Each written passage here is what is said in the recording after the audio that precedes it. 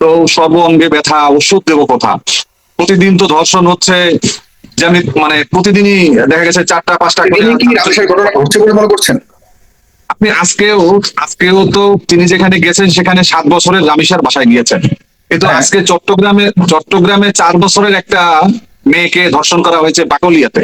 এবং আজকে আপনি জানবেন যে চট্টগ্রামের এই ঘটনাও কিন্তু টক অফ দ্য কান্ট্রি হয়ে গেছে অলরেডি। তো একটা চাপা দিতে গিয়ে বা একটাকে রিমুভ করতে গিয়ে, একটাকে প্রশমিত করতে গিয়ে আরো তো ঘটনা ঘটে যাচ্ছে। এটাকে বলে সামাজিক অস্থিরতা। এই সামাজিক অস্থিরতার জন্য দায়ী হচ্ছে আইন শৃঙ্খলা, সুরক্ষা দেওয়া, সামাজিক সচেতনতা, অনেক কিছু জড়িত। এটা শুধুমাত্র আমি 2-3টা বাক্য দিয়ে এটা শেষ করা সম্ভব হবে না। আমি আপনার কাছে জানতে চাই যে বাংলাদেশে কোনো স্বরাষ্ট্রমন্ত্রী আছে কিনা, এবং তিনি থাকলে কোথায় আছেন, তার কাজ কি। আমরা কয়েকদিন দেখেছিলাম যে সালাউদ্দিন আহমেদ স্বরাষ্ট্রমন্ত্রী। কিন্তু আমি আপনার কাছে আরেকটা প্রশ্ন করছি, আপনি কি মনে করেন যে এই সময় ঘটনাগুলো ঘটছে বাংলাদেশে? আর কখন ধর্ষণ ঘটনা ঘটেনি এর আগে? বাংলাদেশে ধর্ষণ তো অনেক ঘটেছে আমাদের তো। আমি আসলে শোনেন, আমি একটা জিনিস বিশ্বাস করি, আমি দোষারোপের রাজনীতি বিশ্বাস করি না। আমি শুধুমাত্র কাদা ছড়াছড়ির রাজনীতি বিশ্বাস করি না। আমরা জুলাইতে আমি যেখানে অবস্থান করছি, আমি আমার নেতা কর্মীদেরকে নিয়ে প্রতিদিন এই জুলাই আন্দোলনের সম্মুখ যোদ্ধা হিসাবে আমরা ছিলাম। আমাদের বলার এগুলা বাইকে পুরানো দরকার নেই। বাস্তবতা হচ্ছে আমরা যে কারণে নামছিলাম রাস্তায়, দীর্ঘ 17 বছর বিএনপির সাথে থেকে যে রাষ্ট্রের জন্য আন্দোলন সংগ্রাম করেছি, যে ফ্যাসিবাদের বিরুদ্ধে, সেই ফ্যাসিবাদের তো একটা রূপ আজকে দেখতে পাচ্ছি সরকারের ভিতরে। আমরা যে কারণে সরকারের পরিবর্তন চেয়েছি, পতন চেয়েছি, আজকে সেই সরকারটি আজকে তার চেয়ারে বসে আছে। যেই হাসিনা যেই চেয়ারে বসা ছিল, সেই চেয়ারে আজকে যিনি প্রধানমন্ত্রী আছেন, তিনি কতটুকু তিনি সকাল 8টার সময় বা 9টার সময় অফিসে যান, এজন্য একটা ধন্যবাদ পেতে পারেন।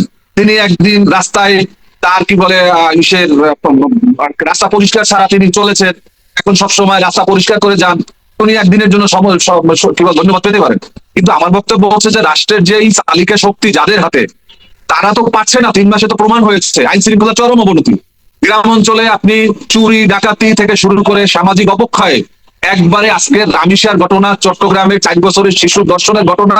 আমরা শুনেছিলাম যে বিএনপি ক্যাম্পিং করেছিল, জামাত যদি ক্ষমতায় যায় তাহলে বাংলাদেশের নারীরা রাস্তায় নামতে পারবে না, তারা কর্মক্ষেত্রে যেতে পারবে না। আজকে যে নারীর ধর্ষণ, শিশু ধর্ষণ যেভাবে বাড়ছে, যেভাবে প্রতিনিয়ত বেড়ে চলছে, এজন্য তাদেরকে আপনি দায়ী করবেন না? জামাত আসলে যদি জামাতকে দায়ী করতেন, আজকে যারা আছে তাদেরকে তো দায়ী করবেন। আইন শৃঙ্খলার অবনতির জন্য তো আমি কোনোভাবে সরকারকে ধন্যবাদ জানানোর সুযোগ দেখছি না। তো যার কারণে এটা সরকারকে মেনে নিতে হবে, সরকারকে দায় নিতে হবে। যদি সরকারে থাকে, যদি বিএনপি এই 3 মাসের আগের অবস্থায় থাকে, তাহলে তাকে কেউ দায় দিবে না। আমাদের মনে আছে যে একটা ধর্ষণের ঘটনায় কিন্তু বিএনপির পতন হয়েছিল। সেই 96 সালে আপনার মনে আছে যে ইয়াসমিন হত্যা, ইয়াতে দিনাজপুরের 10 মাইলে একটা ধর্ষণ হয়েছিল। ইয়াসমিন, সেই ইয়াসমিন ধর্ষণের ঘটনায় মানুষ ফুটে উঠেছিল, সামাজিক আন্দোলনের জন্য মানুষ রাস্তায় নেমে এসেছিল এই ধর্ষণের বিরুদ্ধে। তো যেভাবে একের পর এক মানুষের ভিতরে যে এই শিশু, 4 বছরের শিশুটিও যেভাবে, যদি আজকে সুষ্ঠু দৃষ্টান্তমূলক একটা বিচার হতো। আজকে বিচার তো হচ্ছে, আমরা দেখতেছি প্রতিদিনই অপরাধীরা গ্রেফতার হচ্ছে, 3 দিন পরে আবার ছাড়া পাচ্ছে। একবারে দেখা গেছে যে 300 পিস 500 পিস 1000 পিস ইয়া বানিয়ে গ্রেফতার হচ্ছে, 7 দিন পরে তিনি আবার এলাকাতে আছে। চোর ডাকাত সব গ্রেফতার হচ্ছে, এলাকায় আসতেছে। তো যখন একটা চোর বা ডাকাত বা একজন অপরাধী, একজন ধর্ষক যখন জেলখানাতে যাওয়ার পরে তিনি ফিরে আসে, আবার তিনি যেমিতি হারে তিনি তার অপরাধ বাড়িয়ে দেন। এর জন্য আমাদের সমস্যাটা কোথায়? আমাদের সমস্যাটা হচ্ছে যে আমাদের আইনি প্রক্রিয়ায় তাদেরকে কেন দোষী সাব্যস্ত করা যায় না? আমাদের আইনে যদি কোনো ফাঁকফোকর থাকে, এই ফাঁকফোকর গুলোকে কেন মোম দিয়ে বা আরো কোনো শক্ত কিছু দিয়ে কেন এটাকে আটকানো হচ্ছে না?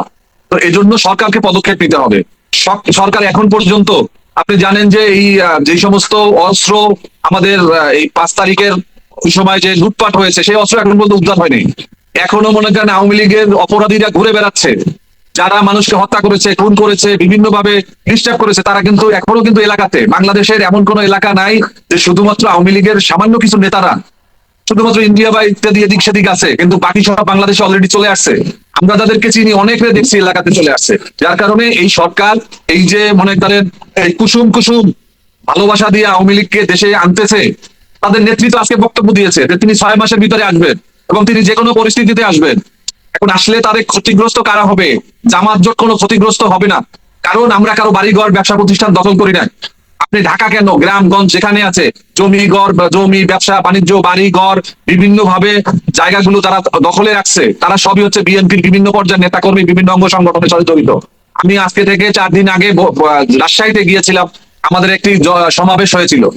তো তো আসার পথে আমাদের এক নেতা আমাকে দেখালো যে এই যে মার্কেটটি, বিশাল মার্কেট, ওমর ফারুক চৌধুরীর একটি মার্কেট, এই মার্কেট দখল দিয়ে খাচ্ছে সেখানে স্থানীয় বিএনপি, যুবদল, ছাত্র দলের নেতা কর্মীরা। এখন ওমর ফারুক যদি এলাকাতে আসে তাহলে কি ওই মার্কেট থেকে টাকা তুলতে পারবে তারা? পারবে না। ওই জামাত এরকম কোথাও দখল দিয়ে নাই, আমরা কোথাও দখল দিয়ে নাই। এবং এই যে দীর্ঘ কত 18 মাস, 15 মাস আর 3 মাস, 18 মাস বা প্রায় 20 মাস, এই সময়টায় বাংলাদেশে যেইভাবে মানুষকে দখলবাজি করা হয়েছে। আপনি আগে যেই অফিস ছিল যুবলীগ, এটা এখন যুব দল। আগে যেখান থেকে চাঁদা নিত শ্রমিক লীগ, তাকে নিচ্ছে শ্রমিক দল। এই যে হাত বদলের রাজনীতি, এই হাত বদলের রাজনীতির জন্য আমরা রাজনীতি করি না। আমি এমপি হওয়ার কথা ছিল, অনেকে প্রত্যাশা করে আমি মন্ত্রী হওয়ার কথা ছিল, আমার কোনো আফসোস নাই। আমরা একটা পরিবর্তন চেয়েছি, আমি এমপি হতে চাইনি। আমরা পরিবর্তন চাই, যে মানুষ ভালো থাকুক। যেই স্বপ্ন দেখেছিলাম আমরা 71-এ, সেই স্বপ্ন দেখেছিলাম 24-এ, আজকে মুগ্ধ। আজকে আবু সাইদ, তাদেরকে বলা হচ্ছে তাদেরকে গুলি করা হয় নাই। আজকে জুলাই যোদ্ধাদেরকে তাদেরকে অপরাধী সাজানো শুরু হয়ে গিয়েছে। আজকে মনে হয় যেন এই দীর্ঘ যেই সময়টুকু আমরা যে 1.5টা বছর ছিলাম, আজকে আওয়ামী লীগ ন্যারেটিভ তৈরি করতেছে যে ইউনূস হচ্ছে সমস্ত খারাপের মূল, ইউনূস সমস্ত অপকর্ম করেছে। হ্যাঁ, তিনি করেছে এটা, যে হাসিনার যে ধারাবাহিকতা সেটা কিন্তু বন্ধ হয়েছে, এটা কোনোভাবেই করতে পারে না। এই জন্য তারা অন্তর্বর্তীকালীন সরকারকে জুলাই যে গণ অভ্যুত্থানের বিরুদ্ধে সরাসরি তারা দাঁড়াতে পারে না। আজকে এই জন্য বলে ইউনূসের উপরে তারা দায় দিতে চায়। কয়েকদিন পরে দেখবেন যে আজকে আমাদের যেভাবে আওয়ামী লীগ পুনর্বাসিত হচ্ছে এই সরকারের মাধ্যমে, তারপর তারা নির্বাচনের প্রথমে তারা বিএনপির অফিস চাবি দিয়ে খুলে আনুষ্ঠানিকভাবে তারা শুরু করেছে যে যাত্রা।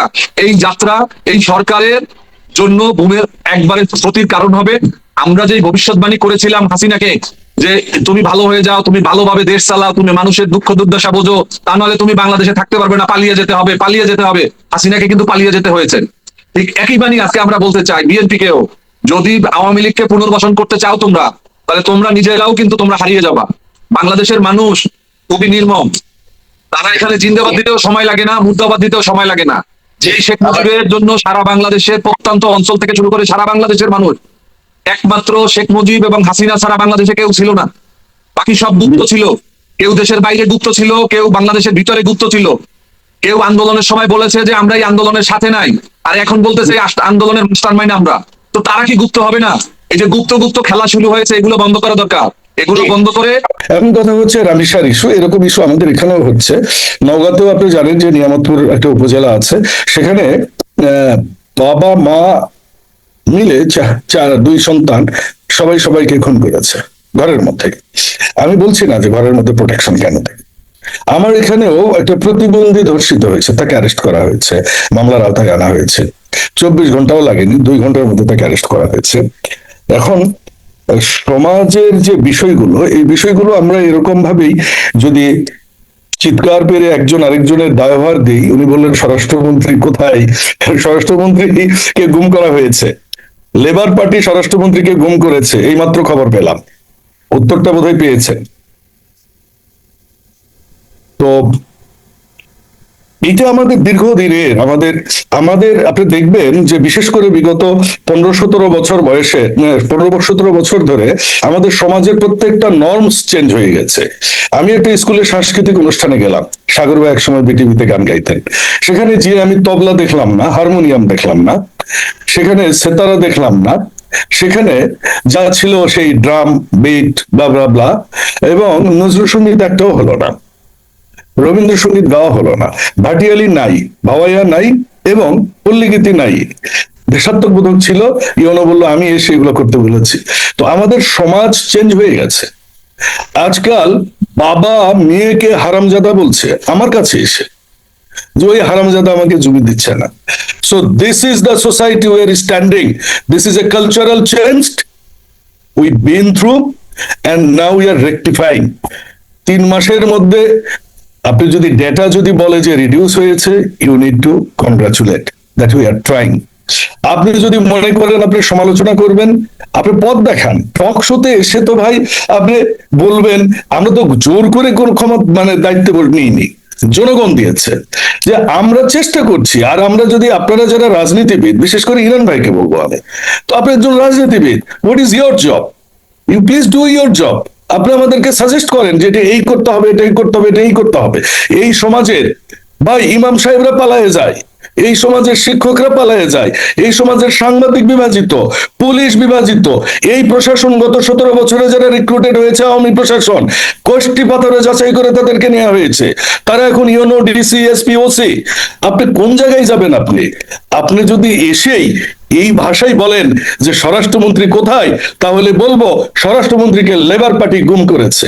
কারণ ঠিক শেখ হাসিনা ওয়াজেদের কথা ছিল এরকম, উনি কোথায়, উনি আসুক। আরে ভাই, আমাদের তো একটা সমাধান। ইরান সাহেবের লেবার পার্টি গুম করেছে নাকি যুক্তরাজ্যের লেবার পার্টি, একটু ইয়ে করে বলেন। আমি তো ভাই যুক্তরাজ্য সম্পর্কে জানি না, যুক্তরাজ্য জায়নিক সম্পর্কে জানি। ইরান ভাই বলতেছেন তো, উনি বলতেছেন যে কোথায় হাসিনা এরকম করতেন। ইলিয়াস আলী গুম হওয়ার পর বলছেন ইলিয়াস আলী কোথায়। শেখ মুজিবুর রহমান সাহেব সংসদে দাঁড়ায়ে বলেছিলেন কোথায় সেই সিরাজ সিকদার। তো ডক্টর মুস্তাফিজুর রহমান ইরান ভাইয়ের কথাটা আমার কাছে ওই রকমই লাগলো, 3 মাসের মধ্যে স্বরাষ্ট্রমন্ত্রী কোথায়। আরে ভাই, আপনি বাবু ভাই যে স্ট্যাটিস্টিক্সটি দিয়েছেন তিনি জনাব যেমন ইরান, তিনি কিন্তু আপনি বলেন না যে বিরোধী দলের দায়িত্ব কোথায়। বিরোধী দলের দায়িত্ব এটাই, রামিসা মার্ডার হয়েছে, এরকম প্রতিদিন রামিসারা মার্ডার হচ্ছে, কেন হচ্ছে এই জবাব দিয়ে আপনাদের কাছে চাইবে। এখন আপনারা যদি বলেন যে রামিসার মার্ডারটা আসলে ঘরের মধ্যে হয়েছে, আমরা শেখ হাসিনার মতো, আপনারাও যদি বলেন যে 3 মাসের মধ্যে কিভাবে আমরা রামিসার নিরাপত্তা দিব, ঘরের মধ্যে কেউ মারা গেলে আমাদেরকে দায়িত্ব আছে। না, এটা আপনি স্বীকার করছেন। আপনি সো নাইস অফ ইউ, আপনি আমি তো আপনাকে যখন বলবো আপনাকে বুঝতে হবে যে it is not you, it is the government you are sitting here. of course it's government. So but why the government? You need to understand that the government run by whom? Who are the arms of the government? কারা ক্ষমতায় আছে? আজকে শিক্ষাঙ্গনের কথা ওনারা বলেন VC নিয়োগ করলে ওনাদের লাগে, মাউসি, শিক্ষা বোর্ড, প্রিন্সিপালস গভর্নমেন্ট কলেজে, প্রত্যেকটা সেক্টরে উনি কিরকম একচোখা মানুষ আমি বলবো অবশ্যই। ইরান ভাই উনি বললেন কি সুন্দর করে বিরোধী দলীয় নেতা প্রধানমন্ত্রীর অফিসে গিয়েছেন। আরে ভাই, সাথে যদি আরেকটা লাইন বলতেন খুব ভালো হতো। মানুষ বলতো আপনারা নিরপেক্ষ ভাবে টকশো করতে আসছেন, সাথে যদি বলতেন যে আমাদের মাননীয় প্রধানমন্ত্রী এই দেশের স্বাধীনতার ঘোষকের সন্তান জনাব তারেক রহমানও বিরোধী দলের কাছে গিয়েছে, এই কথাটা যদি বলতেন দর্শক আরো খুশি হইতো, আপনাকে আরো ভালোভাবে নিত। শোনেন, লেবার পেন আমাদের পরিবারেও ওঠে, কিন্তু আমরা লেবার পার্টি করি না, আমরা দেশের জনগণের পার্টি করি। আমরা দেশের জনগণের কাজ করি। আমরা জনগণকে, সমাজকে ঠিক করার জন্য আমরা স্কুলের নৈতিক শিক্ষক নিয়োগ দিচ্ছি, আমরা বাচ্চাদের জন্য আমরা ক্রিয়া শিক্ষক দিচ্ছি, আমরা খেলার মাঠ করছি, আমরা কৃষকদের জন্য। অস্থিরতা কেন এখানে? অস্থিরতার মেইন বিষয় হচ্ছে এদেশের সমাজ চেঞ্জ, কালচার চেঞ্জ, অর্থনীতি চেঞ্জ, অর্থনীতি ফাঁকা, এদেশের নদী শুকানো, এদেশের কয়লা নাই, চুরি হয়ে চলে গেছে, মাটি চুরি হয়েছে এদেশের, বালি চুরি হয়েছে এদেশের সেন্ট্রাল ব্যাংক চুরি হয়ে গেছে। আপনারা ইদানিং কি শুরু করেছেন যে ফাসিস্ট হাসিনার সম্পর্কে কথা বলা কমাই দিচ্ছে। ইদানিং অবশ্য মিডিয়াতে আমি কিছু দেখি যে কিছু বুদ্ধিজীবী এসে 18 মাসের ইউনূস সরকারেরও খুব ইয়ে করেন, সমালোচনা করেন। আরে ভাই, let's talk the reality. Sheikh Hasina ওয়াজেদে যে হুঙ্কার দিয়েছে, আমি হুঙ্কার দিতে চাই।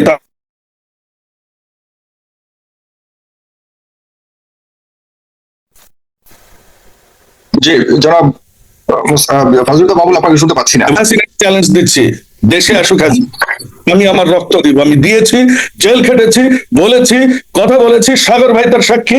আমি যেভাবে আওয়ামী লীগের কথা বলেছি আগে, এখনো বলি। কারণ আমরা কোনো ওই যে আপনি বলেছেন গুপ্ত গুপ্ত খেলা, আরে ভাই গুপ্ত গুপ্ত খেলা না তো কোন খেলা আপনারা খেলেন? আপনারা ভারতের সাথে মিটিং করেন, গোপনে মিটিং করে 1 বছর পর প্রকাশ হয়ে আপনারা মিটিং করেছেন। আপনারা একবার বলেন ভারত আমাদের ভালো বন্ধু, আবার বলেন আদিব, আপনারা ইসলামের কথা বলেন, আবার কি করেন আপনারা? আরে ভাই, মায়ানমারে মুসলমানরা জন্মের পর নিজের নাম রাখতে পারে না, একদিনও একটা প্রতিবাদ লিপি দেখি না। ভাই, ইরানে যা হচ্ছে, ইরান যেভাবে পৃথিবীকে দেখাই দিচ্ছে, এই ইরানের পক্ষে বিবৃতি এবং এই ইরানের পক্ষে আপনি বলতে পারেন সরকারও স্ট্যান্ড নাই, দ্যাট ওয়াজ ডিফারেন্ট। কিন্তু আপনি তো ইসলামের নামে কথা বলছেন, আপনি ভারতীয়, আপনি আমেরিকান অভিযান করেন না কেন? আপনি তো জামায়াতে ইসলামী কেন করেন না? আপনি তো আমেরিকার সাথেও মিটিং করেন গোপনে, আমেরিকা আপনাদের ক্ষমতায় নিয়ে আসার জন্য পাকাপোক্ত করে দেয়।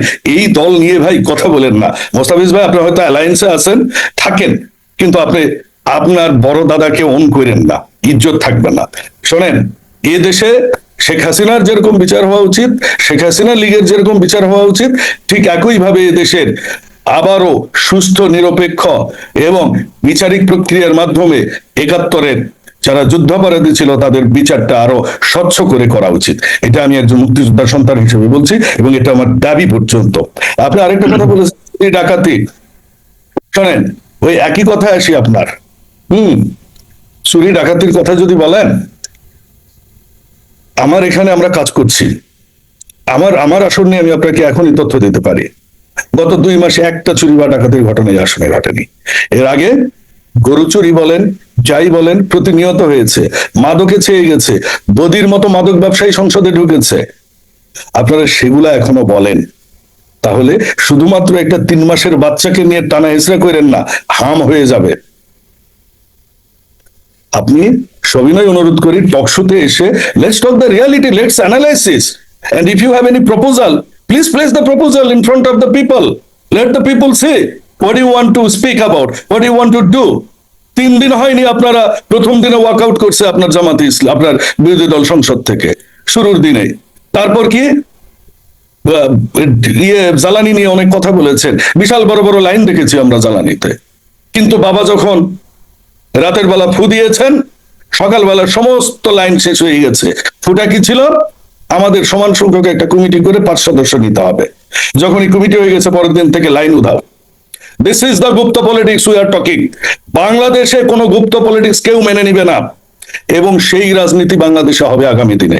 জনগণের রাজনীতি হবে, সাধারণ মানুষের রাজনীতি হবে, কৃষকের রাজনীতি হবে, সাধারণ মানুষ কি করে ভালো থাকবে, নদীতে পানি আনার রাজনীতি হবে, ভারতের চোখে চোখ রেখে নিজের ন্যায্যতা আদায় করার রাজনীতি হবে। সবার উপরে বাংলাদেশ থাকবে। আমরা সেই রাজনীতি করি।